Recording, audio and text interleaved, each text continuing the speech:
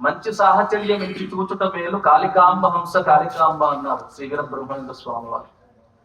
అలాగా వయసుతో సంబంధం లేకుండా మనం ఎవరితో సమయం గడుపుతున్నామో అది చాలా ముఖ్యమైనటువంటి అంశముగా వారిలా మనం తయారవుతా ఉన్నటువంటి భ్రమర కీటక న్యాయం అని పెద్దలు చెప్పారు.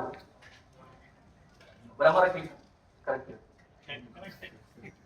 అలాగా మనము చూస్తూ చూస్తూ చూస్తూ మనం కూడా భ్రమరంగా మారినట్లుగా శిష్యుడు సాధన చేస్తూ చేస్తూ చేస్తూ చివరికి తాను కూడా గురువుగా ఎదిగేటువంటి క్రమం అనేది పెద్దలు మనకు గురు పరంపరగా అందించినటువంటిది.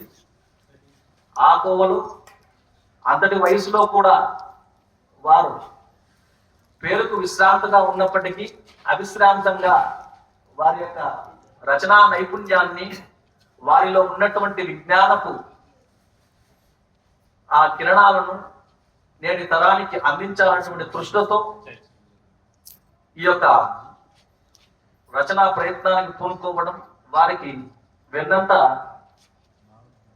అంతా కూడా జయప్రదాన్ని కలిగించేటువంటి రీతిలో వారి ధర్మపత్ని అయినటువంటి శ్రీమతి జయలక్ష్మి గారు సర్వదా వారికి అనునూయులుగా ఉంటూ దీనిలో ఎంతో శ్రమకు సహకారాన్ని అందించినటువంటి వారు.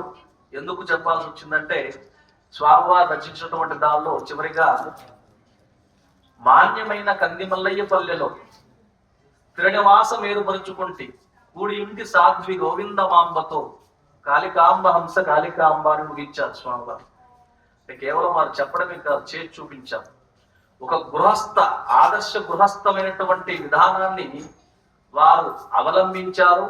వారిని ఆశ్రయించినటువంటి శిష్యులను అలాగా అనుసరింపచేశారు.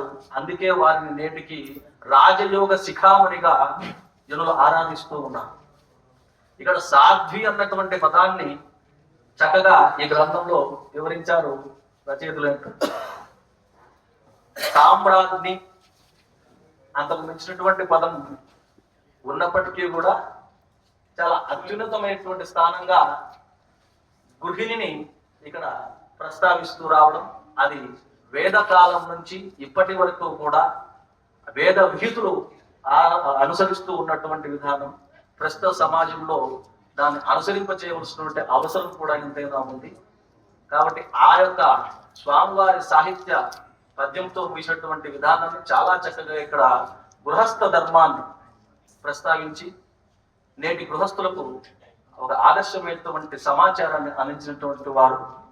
ఈ యొక్క అద్భుతమైనటువంటి గ్రంథం శ్రీ వీరబ్రహ్మ భగవాను యొక్క భక్తులు, సనాతన ధార్మికులు అందరూ కూడా చక్కగా సద్వినియోగం చేసుకుని ఆ యొక్క పరమాత్మ యొక్క దివ్యాశీస్సులతో మరింత శక్తియుక్తిని రచయితటువంటి శ్రీ పూసపాటి శంకర్రావు గారి యొక్క దంపతులకు అనుగ్రహించి మనందరినీ సర్వదా సదా ఆయురారోగ్యాలు ప్రసాదించాలని ప్రార్థిస్తూ శుభమస్తు.